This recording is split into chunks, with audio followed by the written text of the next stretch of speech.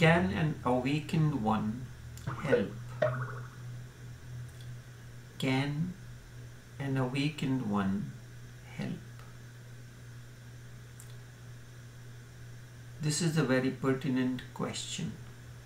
Can an awakened one help? We have to go deeper into it. You cannot ask an awakened one to help you. The reason is he is indeed a help, but a passive help. There is nothing that you can say that is active. His help is very subtle and very passive. To ask the Buddha or the awakened one is foolish for three reasons. First, he cannot. Second, even if he could, he would not. Third, we do not need to be helped. You do not need to be helped because you are all Buddhas already. This you have to understand deeply, because you do not understand the subtle mysteries of Buddhahood, of awakening, the subtle mysteries of awakening. Zen say because of three reasons to ask for help from awakened one is foolish. Zen says for three reasons to ask for the help from the awakened one is foolish. What is the first? First, he cannot. Why he cannot help? Why he cannot help? Because from his standpoint, you do not need any help at all.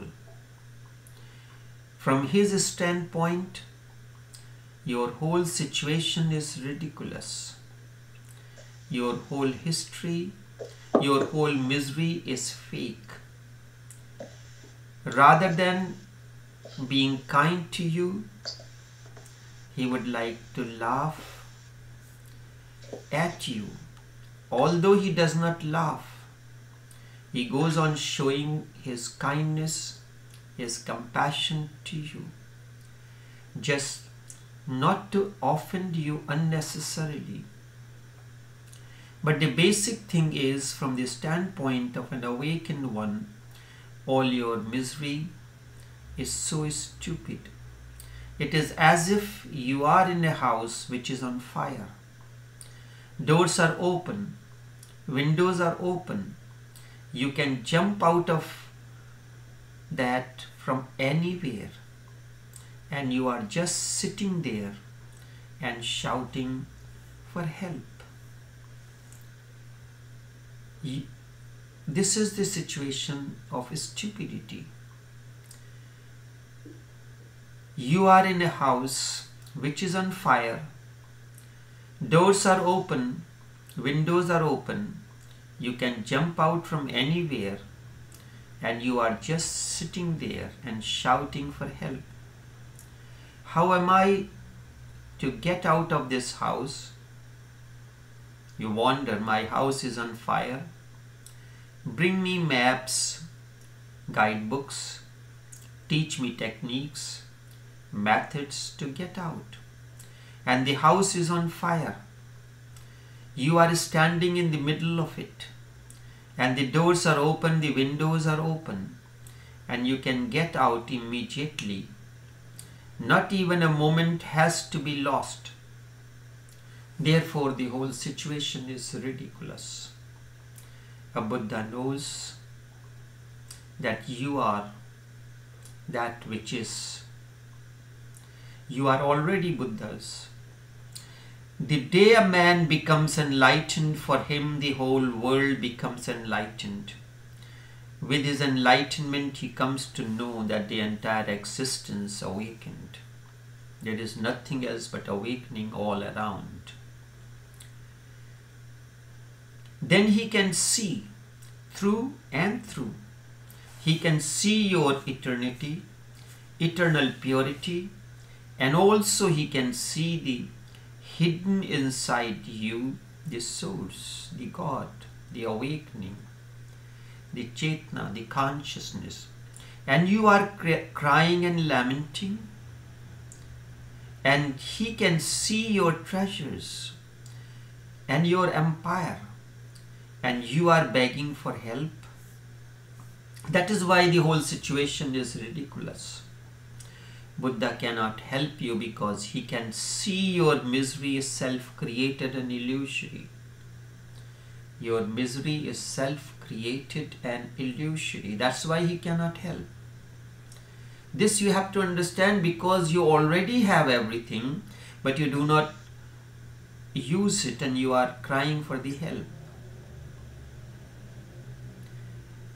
And he cannot second and he cannot help you for another reason too. The Master himself has disappeared as an ego, as a self. There is nobody who is inside. A Buddha is pure emptiness. Who is there to help you? You can take all the help that you need, but nobody is there to help you. You have to feel within that the help is coming from all the quarters. You can take all the help that you need, but nobody is there to help you. Let this be clear. You can partake of the energy of a Buddha.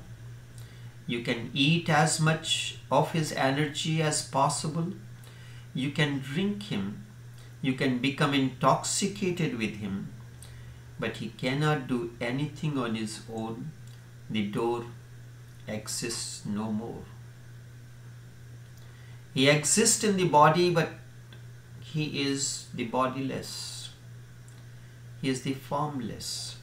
A Buddha is simply availability. He is available. The Master remains available in satsang, in a communion. His presence or his absence is there. You can take in as much as you want. You can allow this presence to penetrate you as deeply as you open your heart. All depends on you. Yes, you can help yourself through the Buddha, through the awakened one. You can bring his presence into your being as much as you wish. But Buddha cannot help you. There is no activity possible on the part of an awakened one. Sometimes, when you come to the Master and ask, "Will you help me?" you are indeed creating a dilemma for the Master, for the awakened one. If he says, "I will," then he is false. That's why when someone asks, I have to tell in a pleasant gesture, remain quiet and do not answer. You are indeed creating a dilemma for him. If he says, "I will," then he is false. If he says no, you will be hurt. And you will feel that he is unkind and unloving. The situation is, he is available.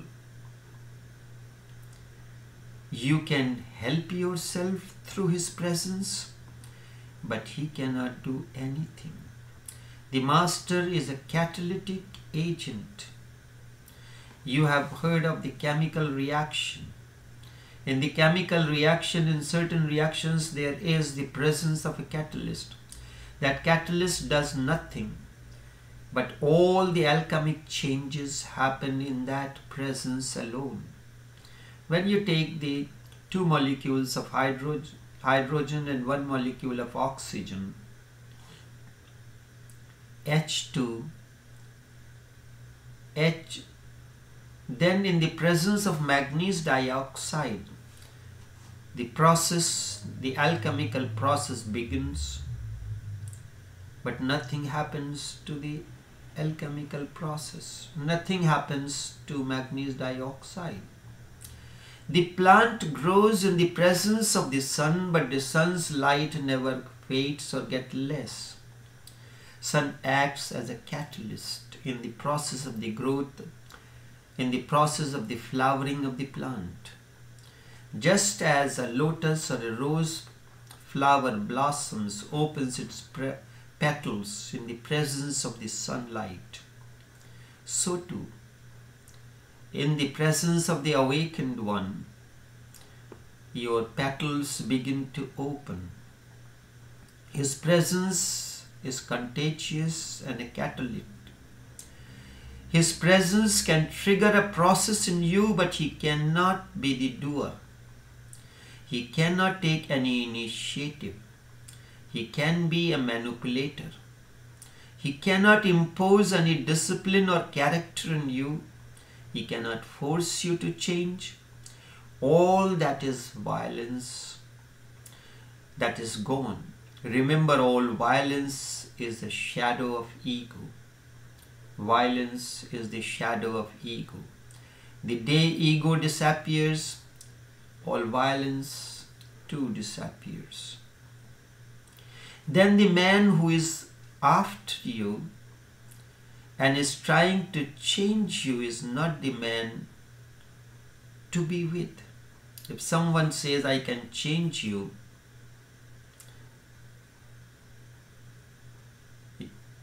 then the man who is after you and is trying to change you is not the man to be with. The man who is hankering to change you is an egoist. He wants to make you according to his ideas.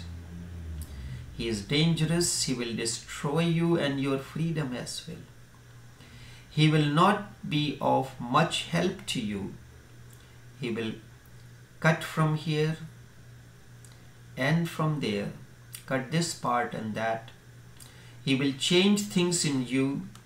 He has a blueprint with him, or a certain idea that he has, certain idea that has to be implemented. He will not be bothered about you. His whole concern is with his idea. You are just a plaything. Such people are very dangerous, and you will find such so-called religious all around, maybe dime a dozen.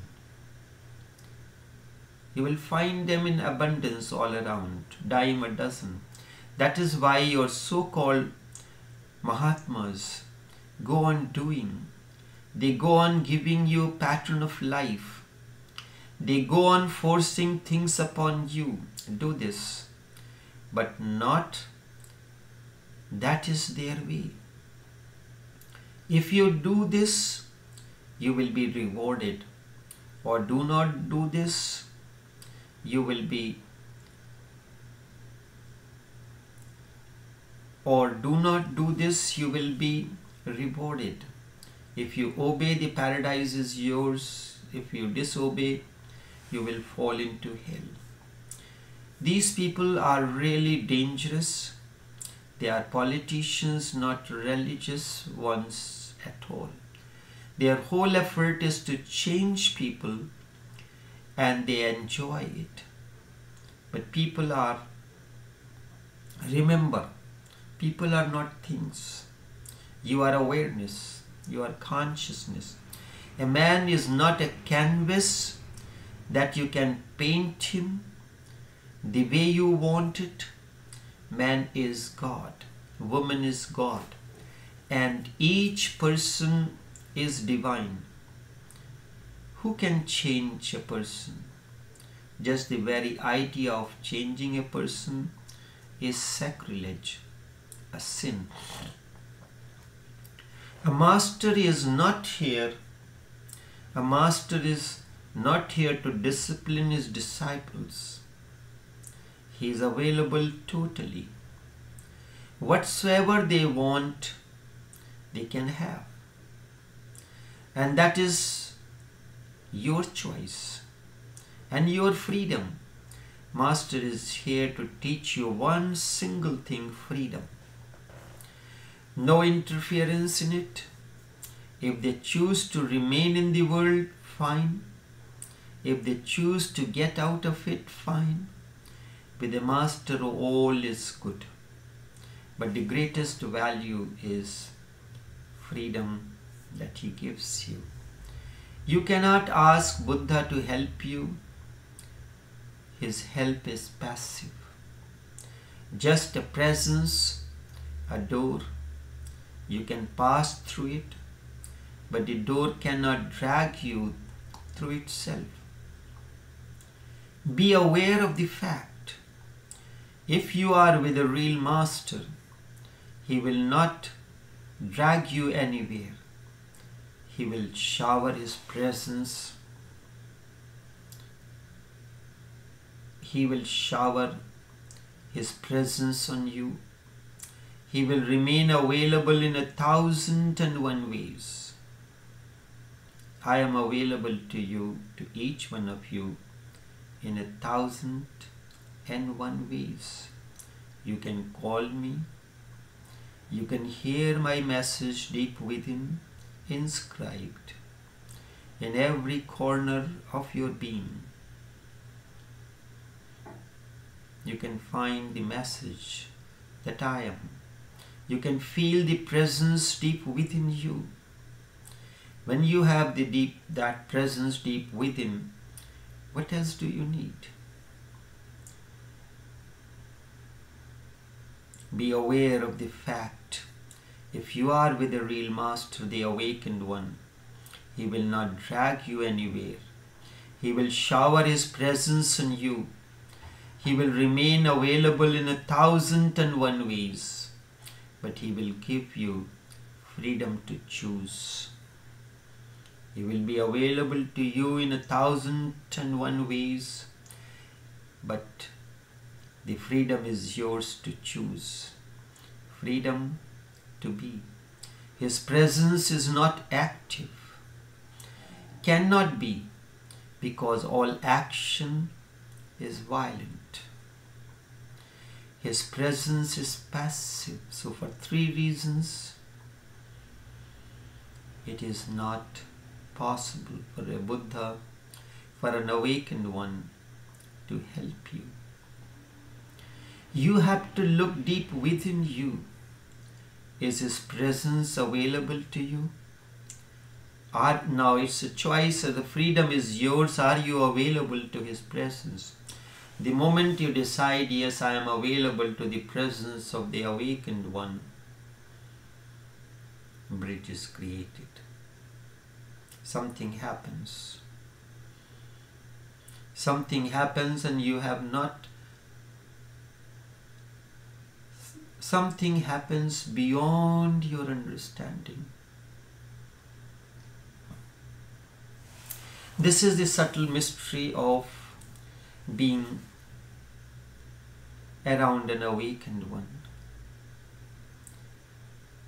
You cannot ask for help because his help is passive. It is just a presence, and that presence alone does everything. It is a door. That presence becomes a door for you to come out and go in, but the door cannot drag you to pass through it. Be aware of the fact, if you are with an awakened one, he will not drag you anywhere. Instead, he will shower his infinite presence like a vast canopy, vast open sky on you. He will remain available in 1,001 ways, but he will give you freedom to choose. Freedom to choose. His presence is not active. It cannot be, because all actions are violent. His presence is passive. You cannot see it. It is so subtle and passive that you can miss it. But if you are alert, it has overwhelmed you. It is all over, in and around you. The moment you feel it within, you will realize that there is no need to ask. He is there with me. He is me. He is there all around.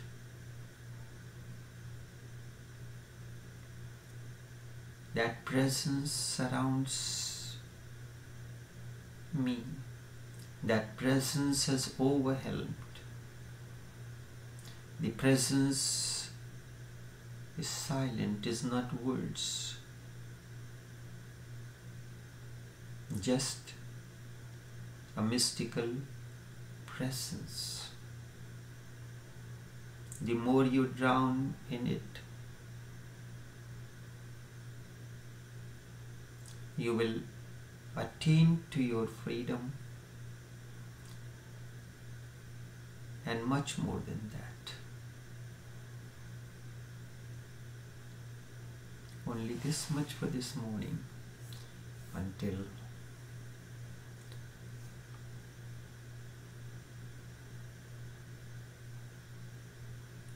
then, take care. So long, then to you. So long, then to you.